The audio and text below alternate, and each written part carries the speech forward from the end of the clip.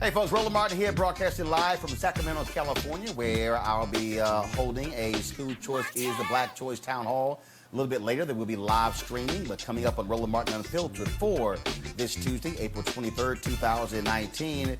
The Supreme Court heard arguments today over the issue of a citizenship question on the United States Census.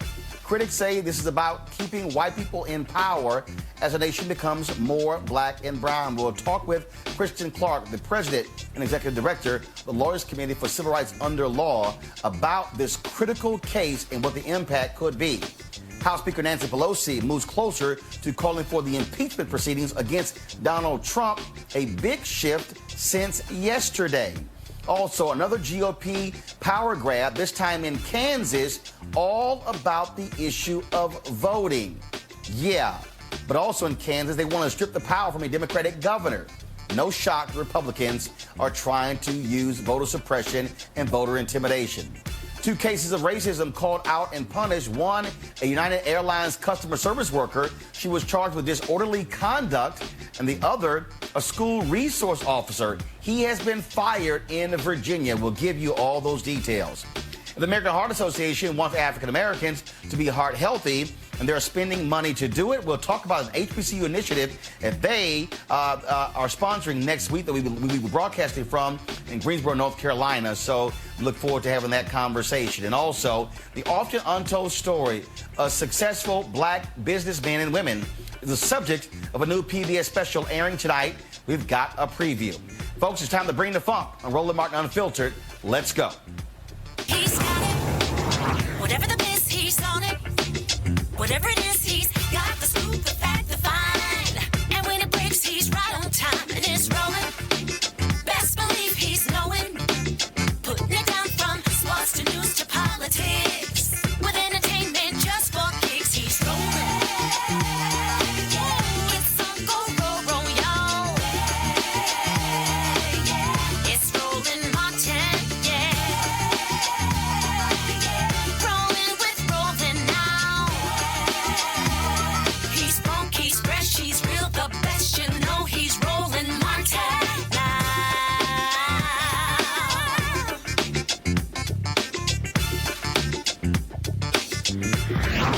Martin. Hey, folks, a huge case before the Supreme Court today. Oral arguments were heard over the question of a citizenship question on the United States Census. The Trump administration has been lying repeatedly about the origins of that. They have been sued. They have been losing in federal court. Now it goes to the Supreme Court. Joining us right now is Kristen Clark, President, Executive Director of the Lawyers Committee for Civil Rights Under Law. She joins us by phone. Kristen, obviously this is a huge case. The Trump administration, as I said, they've been lying repeatedly as to the origins of this, and now they're literally trying to pimp the Voting Rights Act, saying that's the reason why this question needs to be on the census?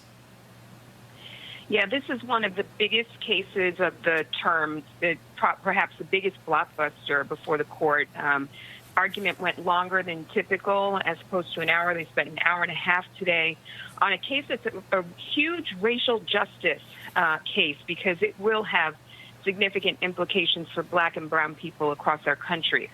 What they're doing is, what the administration is doing is, they've resurrected a citizenship question that goes out on the short form that goes to every household in the country.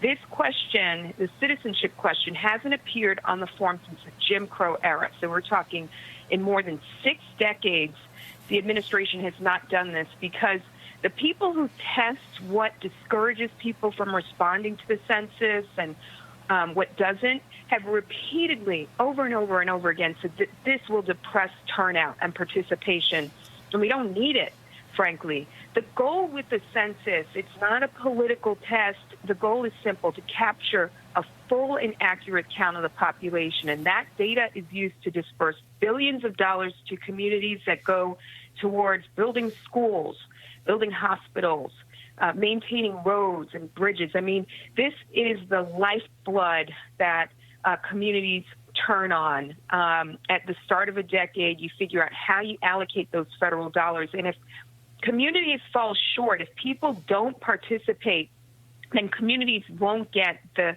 fair share of allocation of federal funding that they deserve. So I was in the court today for the argument, and, I'll tell you, it was very discouraging because Wilbur Ross, who heads the Commerce Department, added this citizenship question out of nowhere at the 11th hour.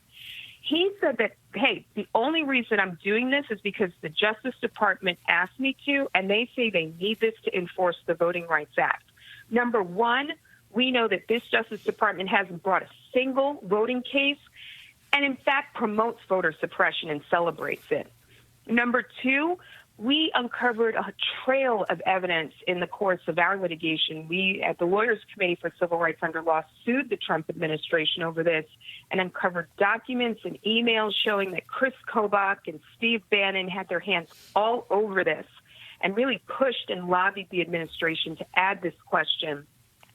And number three, they did it over the objection of scientists inside the Census Bureau itself who said, if you do this, it will harm the census and jeopardize our ability to get a full count. And all of that evidence did not seem to persuade, Justice Roberts and Kavanaugh and Gorsuch today. It was incredibly discouraging.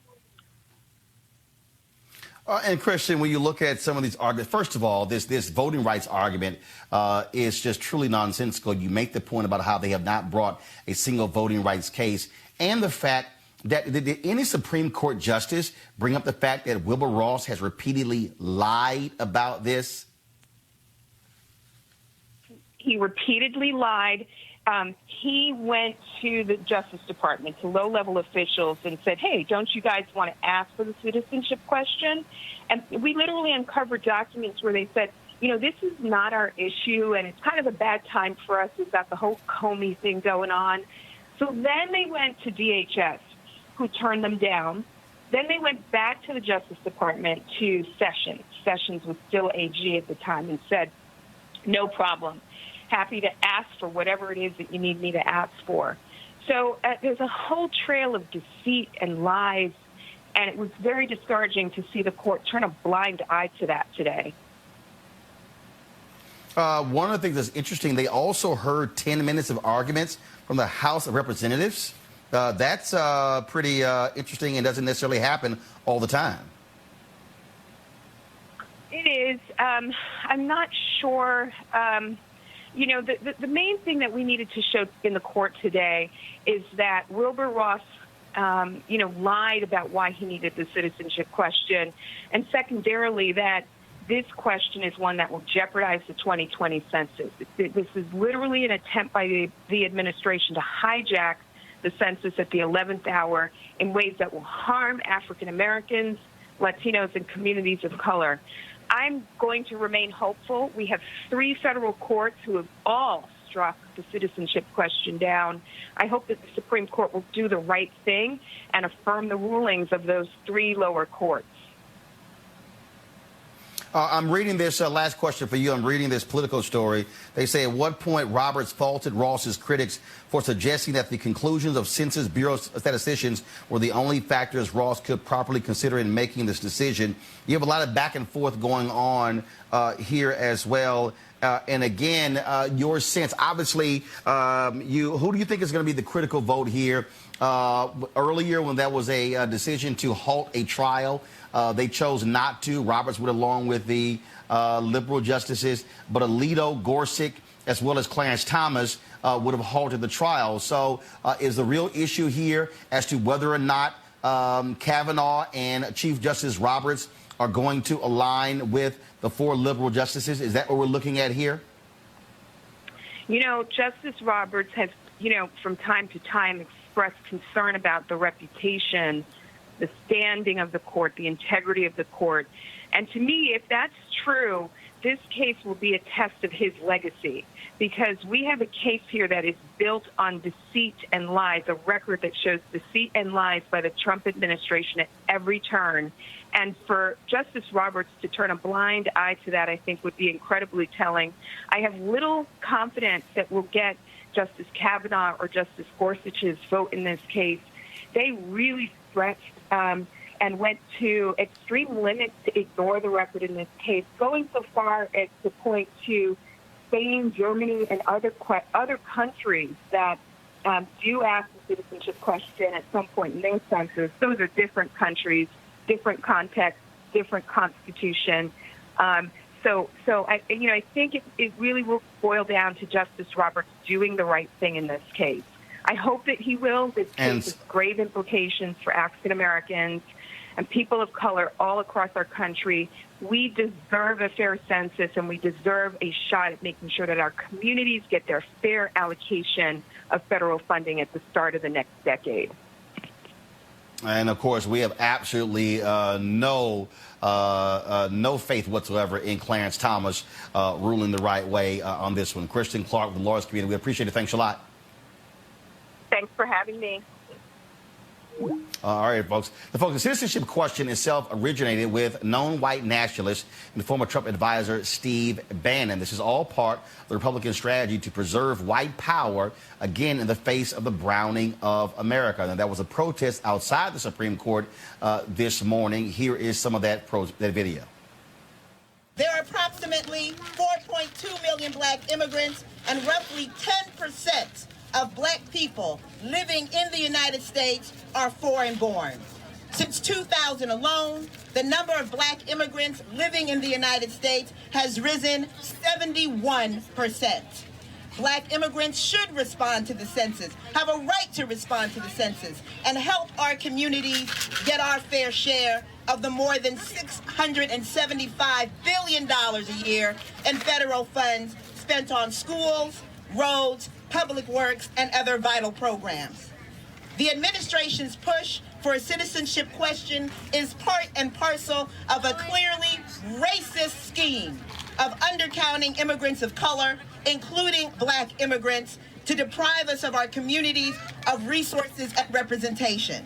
In the same way that the strategies of gerrymandering and redistricting based on race suppress the electoral power of communities of color, chilling the participation of immigrants of color in the census effectively safeguards the political power of so-called white population. And of course, not only does the census determine the allocation of more than $600 billion in federal dollars, it also determines which states get more or less seats in the House of Representatives. And of course, that impacts the Electoral College. This is likely to shift more power to more rural white parts of the country as opposed to those urban parts. I want to introduce to our panel Malik Abdul is Vice President, Black Conservative Federation, Reverend Shane Harris, founder of the President People's Alliance for Justice, and Kelly Bethea, communications strategist. To the panel real quick, I got to deal with this issue, and that is this elections have consequences. And again, Malik, what we have here is Wilbur Ross repeatedly lied over and over and over again as to the origins of this. Who can actually trust this administration when they say anything when he has been busted lying? Well, to the point of the actual question, I don't have a lot of strong feelings on that. I do know that question, the citizenship question, was asked. I think it was prior to 2010 on the longer form that they passed around, and I think that actually went to about 1 in 6 households. And now that question, I think, is also asked on the American something survey. I can't think of, maybe ACS or something, and I think that goes out to about 1 out of 30 or so households. But I don't have any strong feelings about that. I don't think, obviously, that it's the racial intent that many people are suggesting, but I'm sure that there are many people who will disagree yes, with it that. is. Yeah, but I don't have any strong feelings about it, and if they choose to add it, I wouldn't have a problem with it. I'll ask Reverend Shane Harris. Reverend Shane Harris, again, what you have an administration where you have white nationalists.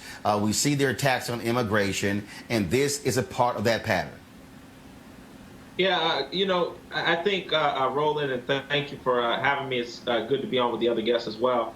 I think that this is nothing more than what you call suppressing and intimidation, and suppression intimidation at its finest. I mean, when you look at this dynamic of trying to question someone's ability to be counted based upon their citizenship, I think that it is, and it hasn't been a question this long. This is something that they're just trying to bring up and turn over and deal with in the Supreme Court. I think it is nothing but intimidation, and it is nothing but trying to leave communities out who would be counted, who would be involved in being counted. We know that being counted has more to do, more than just voting. It has to do, as Ms. Clark was saying, with hospitals and resources going into certain communities. So this is nothing more, Roland, in my perspective, than a way to intimidate and suppress the involvement of certain communities, particularly communities of color, where you're going to find a lot of the citizenship conversation in. And it is nothing more than to try to leave them out of the process, not just of being counted in the vote, but also being counted in resources. And that is causing real concern to us. Kelly, bottom line is we can't trust anything that comes out of Wilbur Ross's mouth. I mean, not only can we not trust him, we have proof that we can't trust him because he lied and he tried to use those lies to substantiate the claim that you need this question on the census. But to Malik's point of other organizations using citizenship on their forms for counting people and what have you, I don't want to say that those don't matter because they do, but the U.S. Census is on a different level. So when you put that on there, like my panelist, Reverend Shane, was saying, you are essentially taking away dollars from black and brown people. You are taking away federal funding from black and brown people. And my other concern with this is, what are they going to do with this information? So, for example, if somebody, a person of color, is saying, no, I'm not a U.S. citizen, is ICE going to show up at their door and say, you know, because you're not a U.S. citizen, are they going to snatch them? Because they're already on, you know, this rampage right now where they're doing such things. Now you have a situation. Got it. Yes? No. Finish up. Go ahead. Finish up.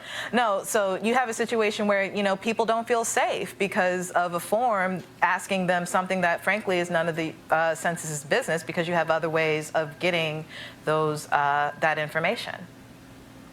This is all about Stephen Miller, Stephen Bannon, and again, their constant attacks on people of color in this country. Let's go to our next story. House Speaker Nancy Pelosi said late this afternoon that Donald Trump is an existential threat to America, and Democrats may have no choice but to proceed to impeachment if that's where the facts lead. She was facing increasing pressure from her Democratic caucus, Democratic presidential candidates, the Democratic base, columnists, pundits, and lawyers, including some Republican and conservative lawyers and legal scholars.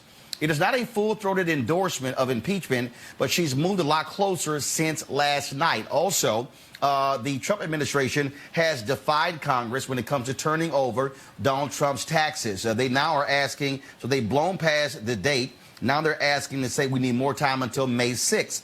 You also have Congressman Elijah Cummings, who says he may hold the White House in contempt because they are refusing to allow an individual who gave the security clearance to Jared Kushner to testify. The White House says he can only testify if there's a White House lawyer present. Cummings says this makes no sense. The guy says, I'm not going to testify. What you have here, Reverend Shane Harris, is obviously a standoff. The Trump administration is thumbing their nose at the oversight of Congress. They do not want the Democrats in the House to have any hearings, don't want any testimony. And what Trump is saying is, the hell with the Democrats. We won't even bother. We'll ignore everything, and we'll just simply sue them back and tie them up in court. That's what he is known for, his legal shenanigans, and that's what he is doing right here. He is thwarting one of the three branches of this government. Yeah, no, you're correctly right, Roland. This is nothing more than the president using his historical tactics. Remember from his days in New York, this goes way back. You sue me, I'm going to sue you and try to suppress this for a minute so I can get out of my way. But the president should realize something, Roland, that we all have to realize. You are going to have to face a judge. You are going to have to face your wrongdoing.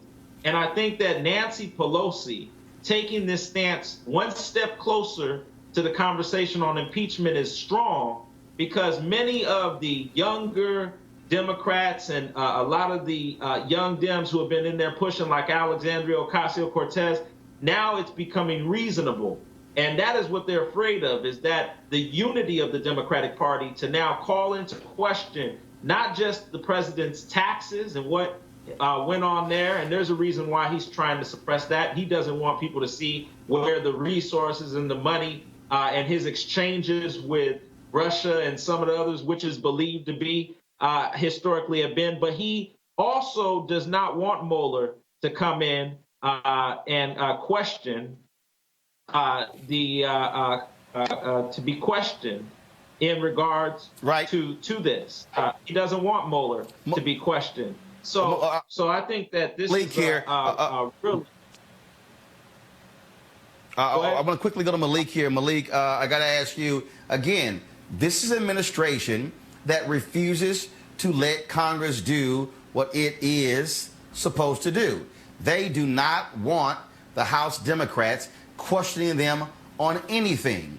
And to say that a former staffer can only testify if a White House lawyer is there, otherwise he is not going to show up, guess what? Democrats should be throwing around contempt of court and, frankly, throwing them in jail if they do not want to participate in a House hearing.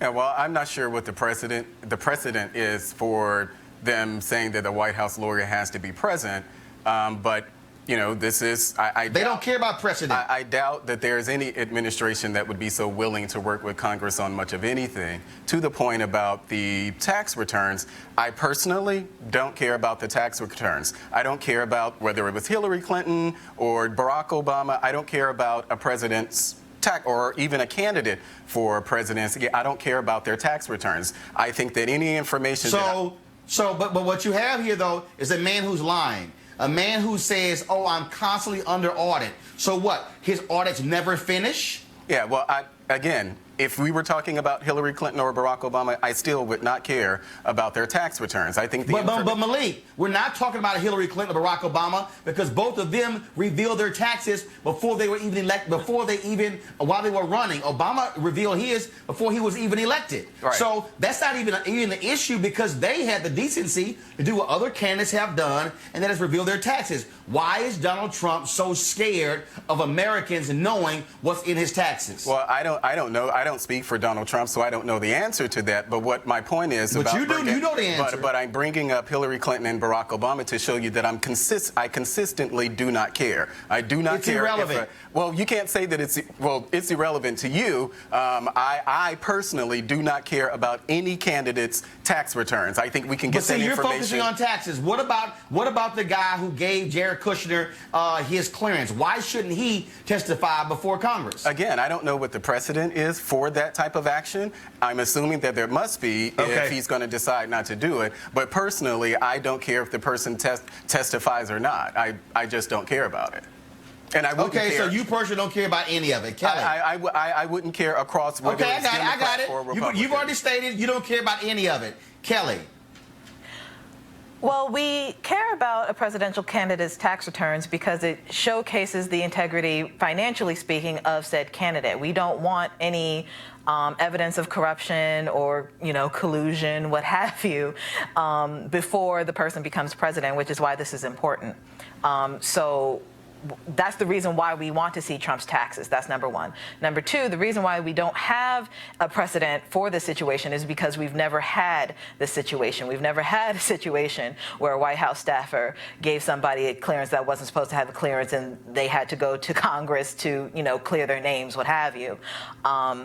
It's just unheard of. That's why there's no precedent. But what is supposed to be happening is that if Congress calls you for a hearing, or they subpoena you, you need to show up. And if you don't show up, you should be held in contempt. That should be the next step regarding this committee. And whatever happens after that, let it happen. But the start is to hold them in contempt so that we can actually hold them accountable. Well, and I just want to add. Well, in fact, we have now check this out. The White House will block Don McGahn from testifying before Congress, and he no longer even works at the White House. Why are they so afraid of staffers testifying who don't even work there anymore? Because obviously something happened. And I'm not going to speculate as to what happened, but something happened. And something, you know, as Donald Trump has said, something bigly happened that they do not want to come out. So, you know, they're doing their due diligence in terms of not having that come out wrongly. However, they're doing it. But it's going to come to light eventually. They're just stalling, and they consistently move the bar in terms of what the threshold is to, you know, not get something done that Congress is demanding them to get done. Yeah, and so I take it, Malik, you don't even care about Don McGahn testifying, right? Whether done, I don't know. Are they exerting executive privilege? Is that what they're doing? Because I'm not familiar with it. Is that what they're doing? Well, actually, it's a little hard to exert executive privilege when the testimony has nothing to do with the president. So he's tested. Well, I don't know anything about. I don't know about why he's actually testifying. So I really can't comment on that. But if he's supposed to testify, then he should testify. I don't know how the White House would block him from testifying if that's something that he's willing to do, because it seems as if he can do that on his own without the president. Because the White House is trying to block any current or former aide from testifying. Right, but that's it seems how like they roll. But isn't it McGahn's choice on whether or not he testifies? Well, you would think so, but the White House, according to the Washington Post, they got their story about 50 minutes ago, says the White House will fight tooth and nail against any key aides appearing before the House who work there now or who used to work there. Well, so we'll see what happens. Yeah, well, that doesn't surprise me that a White House is pushing back on their former staff or current staff testifying. That right there doesn't surprise me. But if that's something that he wants to do, I can't imagine why Don McGahn can't do it. No. I mean, come on. This is not just any White House. This is Trump. And Trump historically has been the type of person to cover up, go back and cover up. He doesn't need any more Omarosas out there spreading information about what's really going on the inside. Information about all of the cover-ups and all the lies that are going on inside the White House. So in an attempt to cover this up, he would call different folks to the table and say, do not go out there. He would try to compress people who have left the White House. He would try to keep good terms with them because he doesn't want any more of the secrets that have already gotten out of this White House getting out. Well, I just don't think that that's something that's different from any other administration. Yes, this administration. Oh, it's way different. Well, no, this was a lot different from any other administration. I don't know if I can't say that that's true, and I don't know if anybody here can say that any other White House but Trump would be willing to cooperate with Congress. We already know that there's. I would dare say, in our lifetime, we have not seen any other administration lie the way this one has. Well, you're talking about lying. I would say we have not seen. No. Wait, I'm not done. We have not seen any other administration go to the lengths of obstructing justice the way Donald Trump has. We have not seen that. Now, you can attempt to say so, but again, Donald Trump is making Nixon look like a highly ethical president. All right, folks, let's talk about a couple other stories on our radar. Racism called out and the racist being punished. Case one, a United Airlines employee at Houston's Intercontinental Airport. This woman, Cecile Hughes, approached the United employee and asked for a refund code. According to Hughes and two witnesses, the United employee, Carmela Devano, called Hughes a monkey and a shining monkey. Devano has been charged with disorderly conduct. United says Devano is not servicing customers now, and an internal investigation is underway, which could result in her losing her job. Second case, this is the one we told you about last month. Remember Daniel Morley? We saw him introduce himself as the new school resource officer in a 22% black county in Virginia. Press play. Hi, I'm Officer Dan Morley. I'm going to be the new school resource officer at L.C. Byrd High School. I grew up in Chesterfield and graduated from James River High School in 2006. I want to ensure that the children of this county get to have the same safe childhood that I did growing up. Well, folks, guess what? Turns out Morley was actively involved with the white supremacist group Identify Europa. His white supremacist activities were uncovered when a hack exposed the group's chat logs. Last month, we told you he was suspended pending an investigation. The investigation is now over, and Morley has been fired. I keep saying, Kelly, all these racists out here, you know what? if we just keep putting them on blast, what should happen, every time one gets fired, we should send black folks there to apply for their jobs. I couldn't disagree. I think it's interesting how this keeps happening. Not interesting in terms of, I find it like some experiment or whatever, but it's just, if you have a job that is client-facing, such as a police officer, such as a flight attendant, or any of these other occupations in which these people get caught, and you have a racial bias against a customer, or, could have a racial bias against customer, you should not be in that job, period. No cultural competency class is going to help you. No racial sensitivity course is going to help you. You having black friends is not going to help you. You need to find another job that is not client-facing, whether it's a police officer, a teacher, a flight attendant, what have you, because that's something that is innate within you, that is not going to be changed within the trajectory of your career, such that it will not eventually come out in your job and your work. Malik, bottom line is this here. All these people who keep acting a fool, I appreciate it because this is exposing the bigots left and right. Absolutely. I think they made the right decision. They did the investigation, and they're letting him go. And probably what I would think is that right now there are people who are involved in doing a lot of digging. I don't think that there's a new phenom with people being who they've been all of their lives, if you will. I just think there's an effort now to really dig into people's past to see where they are. We know that that's the same thing would happen with Ralph Northam in Virginia. I don't know, and I've asked people, before, I don't know if, because he posed in blackface, I don't know what those policies are that he took, that to the detriment of black people. I don't know if that actually exists, but the offense of being in blackface, this is something that's, it seems to be people are really digging into people's past to find these type of things. I don't think that there is a new era of this going on in the country. Oh, no. First of all, there are people who are a lot more open and bold than Shane, and they have no problem even acting in the ass, even when recording on video. So what you're now seeing is the things that black people have been saying for years is now being recorded, it's now being exposed. Now you have individuals who are being busted in chat rooms, even private chat rooms. So technology is actually exposing these racists. Yeah. Yep, agreed, Roland. Shane? I mean, it's like when Rodney King happened and police shootings had happened or police misconduct had happened prior to excessive force.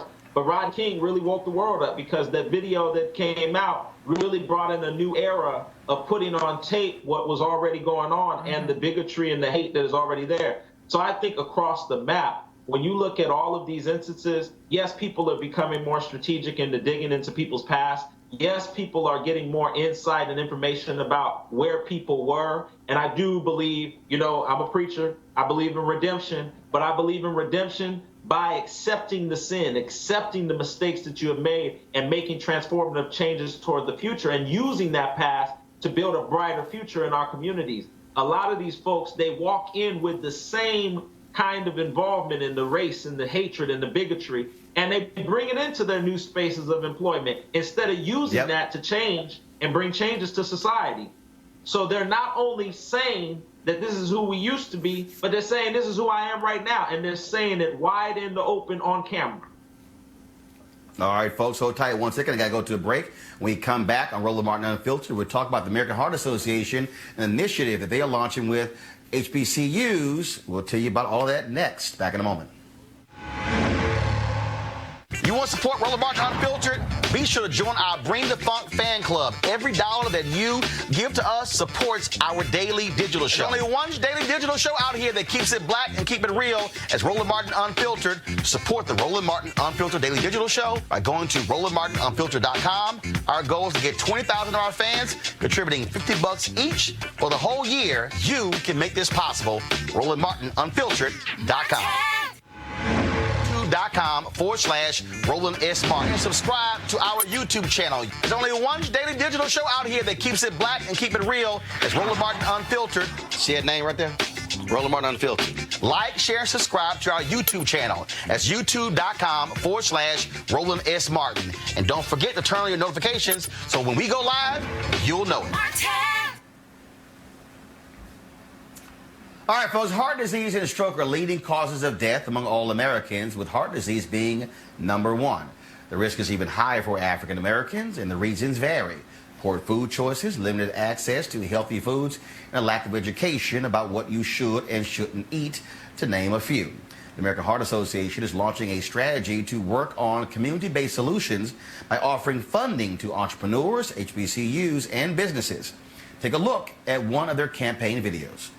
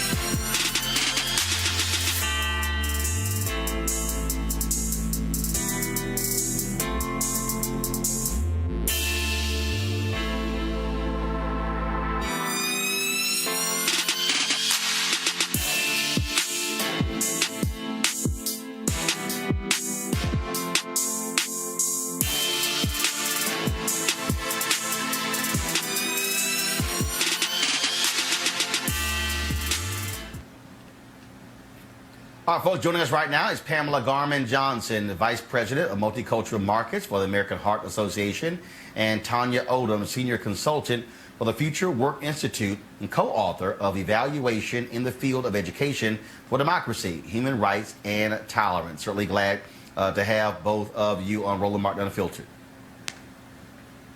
Thanks for having us.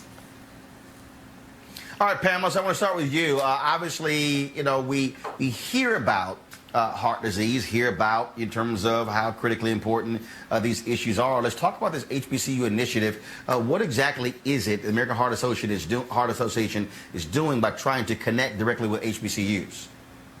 You know, Roland, we are working with HBCUs to recognize, the age organization. But if we are able to put into community through the sources of the community, then we can uplift those solutions that those young, bright people in these very important historical institutions to make happen. And so we want to work alongside them to drive that type of looks like I'm having some audio issues with Pamela. So, guys, if we can go ahead and let me know we got that sorted out. Let me go to Tanya. Tanya, obviously, when you talk about connecting with entrepreneurs at HBCUs, you talk about the next generation of folks, but who also are, you know, working and doing things with their own family, whether they're mothers and fathers and grandmothers and grandfathers. And so why is that so critical? Well, I think it's a couple of things. Just listening to a couple of the other guests you had on before, people are addressing the issues that they're facing, right? So disparate outcomes in terms of healthcare, health access, access to healthy foods, as you mentioned. But what this is doing is actually going to HBCUs and taking the sort of, as Pamela was saying, innovation, intelligence, and new ideas that are there and helping to solve issues within our communities. And I think, when you look at issues of equity, that's the way to do it. It's really looking at some of the systems that haven't always given people access to things like this accelerator program, which has funding and opportunities to really get your idea out there and working for different groups of people. Okay. Do we have Pamela? You still there? I'm here. Can you hear me now? Okay, there we go. So, yeah, that audio sounds a lot better. So Pamela, obviously, when you look at the numbers, African Americans are more impacted, more so than anyone else. And so, have you seen the results of targeted programming that has been able to impact the numbers and how they impact African Americans? Roland, that's a very interesting question, because we launched the campaign back in 2008, where we were specifically focusing on African Americans over the course of 5 years, we saw a reduction in the number of people that had a stroke as well as death. Since we moved away and had more of a broader approach across the country about all, we have seen an uptick in both stroke and heart disease, specifically with African Americans. So we know that when we have a very targeted strategy within zip codes with specific populations, we can make an impact. That's because we're all rowing in the same direction. And especially when you have limited resources, you can't spread yourself so thin, you can never ever move the needle. But when we're all taking our little bit and being able to pull it together, it makes a lot. And then we're all rowing in that direction to make an impact. So we directly see the impact of that, and that's the reason why we are partnering with HBCUs. We know that there is the ability to work as a collaborative, work alongside HBCUs and other organizations to make an impact in our community. And Tanya, at the end of the day, when you talk about where do you apply resources, it should be going to the area that has the most need. Absolutely.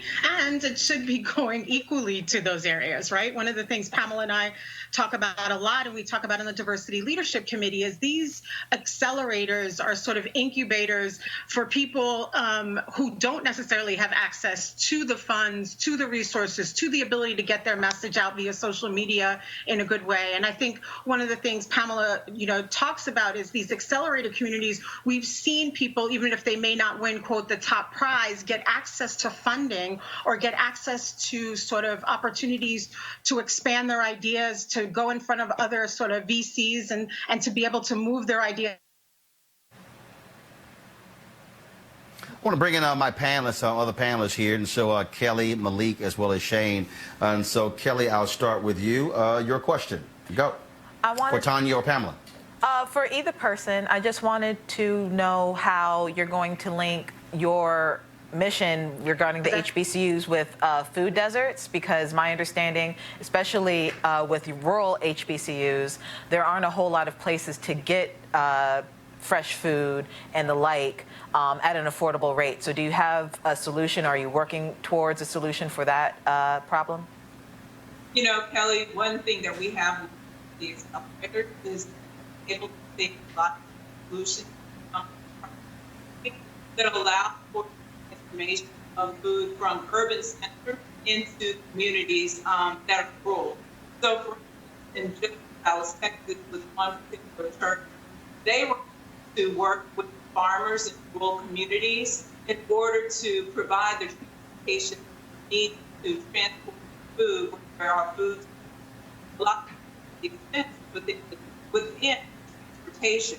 And so we can look to how we create new businesses, even around transportation, of transporting food from one place to another.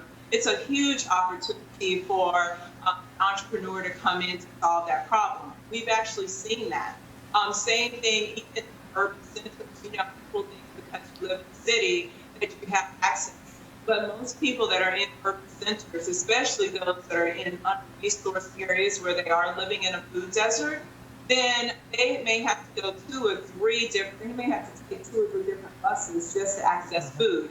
And so we've actually been able to, even in the Baltimore area, work with a grocery store that actually provides the opportunity to use mobile kitchens, teach people how to utilize the food. Then they created an app for them to be able to order their food and have it to order and delivered to them. So they take the transportation piece out of it altogether. So if you just think about those different types of models that are in the marketplace, being able to accelerate that through these accelerators and giving venture capitalists the ability to fund those, enable us to be able to scale that both at the rural level as well as in our. Malik, your question.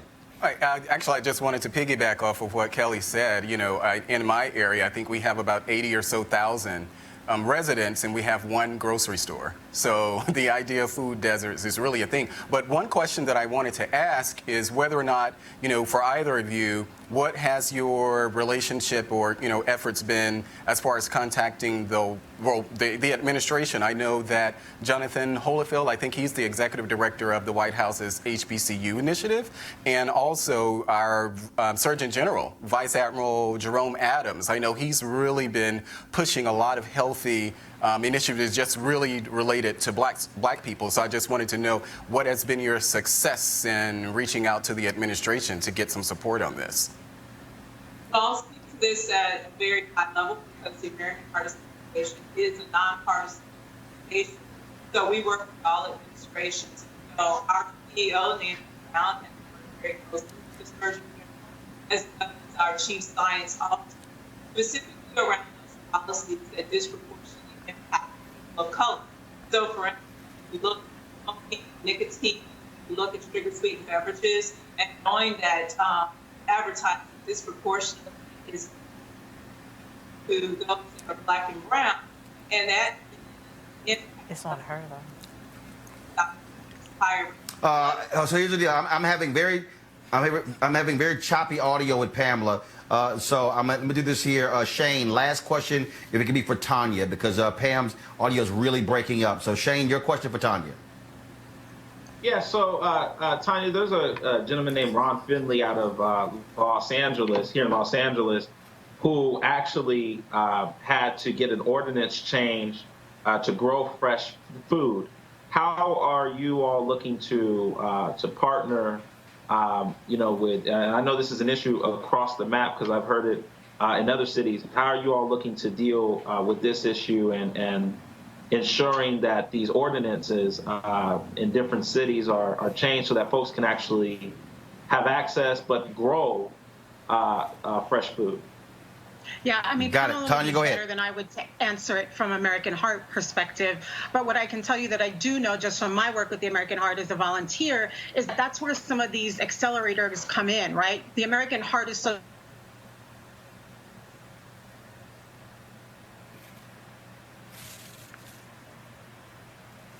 All right, then. So we were having some Skype issues there with Tanya and Pamela. First off, so let me let you know, folks, that on Monday, we're going to be broadcasting live from Greensboro, North Carolina, where the American Heart Association is going to be having a competition there, 5 HBCUs competing for grants on this very issue. So we look forward to broadcasting from there. So we want to thank Pamela and Tanya again. Sorry about the audio issues there, but again, glad to have them on the show. Folks, tonight, I'm going to be live tweeting a PBS documentary that, of course, directed by Stanley Nelson that deals with the issue of black entrepreneurs, black men and black women over the course of history. It is called Boss, The Black Experience in Business, the untold story of African-American entrepreneurship. It is an amazing, amazing documentary, a 2-hour documentary. Here's a preview. We have always moved forward because of successful black entrepreneurs. I was sitting there where black people were not sitting before. Literally, black entrepreneurship has meant freedom for black people. I realized at one point, yeah, I could actually run this place. I was just like to show America what we can do.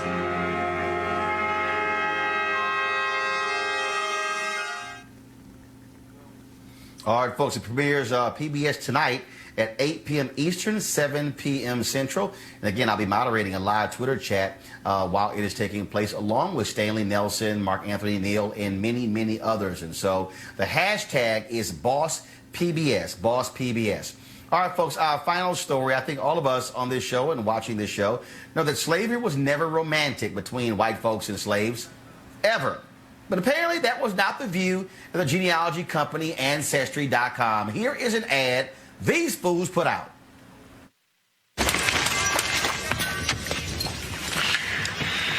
Abigail, we can escape to the north. There's a place we can be together across the border. Will you leave with me?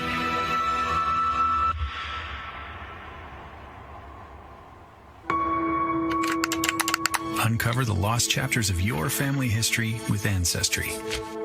Get started for free at Ancestry.ca. Now, I'm trying to think of all the steps it had to go through to get this despicable ad on the air. Someone had to have the idea. Someone had to write it. Executives had to approve it. A video production company produced it, and executives approved it after it was all done. And lawyers, of course, also had to check it out. Where in the hell are the black people? Shane, I want to start with you. Final comment about the story here. Talk about idiotic. How in the hell does anybody with a brain approve this ad? Well, you know, this is like a question that we've had, Roland, about a lot of other companies who just don't get it. In some cases, Roland, they think even because they put a black face in a high space, that those folks are going to be educated enough to articulate the analysis of what they're putting out or what they're producing. And here we go again with a company that once again says that they had a vetting process, or they may have not, or may have had a vetting process, but black people are not in the conversation and are not a part of that vetting process.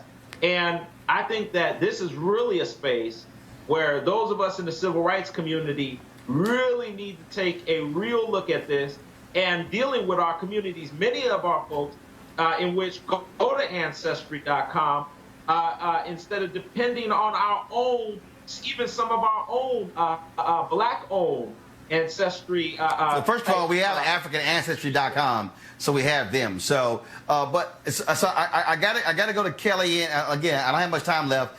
Kelly and Malik, both of you are communication specialists.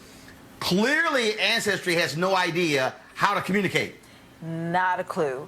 And when I first saw it, I was like, so he was slaver, then savior, then redeemer, and now a love interest. It was very confusing. But regardless, this just does a disservice to whomever actually researches history after us, right? Because we already have the problem of white people taking out the real story regarding enslavement in our history books and courses and curricula and the like. Now you're having it in our media, and that's just a problem, because while I may know what the real story is, or you or Malik, what have you, our children may not, because they're getting it from us, or frankly, their teachers. So this is definitely a problem, and I don't know who was on that team. Obviously, it was more than one person, but all of them just need to go. Yeah, Roland. Malik, I understand Shane's point about having some black folks in the room. How about some white folks with a brain? Yeah, you know, I felt like somebody read Octavia Butler's Kindred and just totally misinterpreted the entire book. I think this insensitivity comes from the same place, or misunderstanding, ignorance, or whatever you call it, comes from the same place as those who try to romanticize the relationship between Thomas Jefferson and Sally Hemings. She was not his mistress. She was a slave. So let's call it what it is, you know, and I think this just comes from the same place. It's ridiculous. I'm glad they pulled it. All right, folks, so that is it for today's show. In 3 hours, first of all, again, in an hour, we'll be live tweeting, starting the live tweet for the PBS documentary, Boss. So, again, hashtag BossPBS. So I look forward to you on Twitter. But also, in 3 hours, we're going to have our live stream of the School Choice is a Black Choice Town Hall from Sacramento. This is the state capital of California. You've got legislators here who want to cap charter schools, who want to stop the growth of charter schools, led by the California Teachers Association, which to me is pretty dumb, because if it's about educating our kids, you should be trying to, say, have more options for folks who are sick and tired of schools that are failing our kids. And so I'm going to be moderating this town hall at St. Paul Missionary Baptist Church here in Sacramento. If you are here in Sacramento, I'd love to see you come out tonight. And if you can't attend, of course, you can watch our live stream as well. All right, folks, don't forget, if you want to support Roland Martin Unfiltered, all you got to do is go to RolandMartinUnfiltered.com. Join our Bring the Funk fan club. All of our fan club members get a special promo code. If you're using Cash App, do us a favor. You need to include your email so we can send you the promo code so we can provide for you discounts to books and other things that we have on our website. I'll be announcing those things very, very soon. Again, you can use Cash App, you can use Square, you can use PayPal. Join our Bring the Funk fan club. What we're asking is $50 for a year. You can give monthly. If some people if you want to do continuing giving, that's great as well, because every dollar you give goes to support this show and the great work that we do in educating our audience and talking about issues that you're not going to see covered on other networks. All right, folks, I've got to go. Y'all be sure to have a great day. Thank you very much to Shane, to Malik, and Kelly as well for being on our panel. I'll see you guys tomorrow from the nation's capital, Washington, D.C. I'll be back home. And then Thursday, we'll be in Virginia Beach, Virginia, as well with XQ America for their broadcast. And then, like I said, on Monday, Greensboro, North Carolina. Lots of things happening on the road here. All right, folks, y'all take care. Got to go. Holla!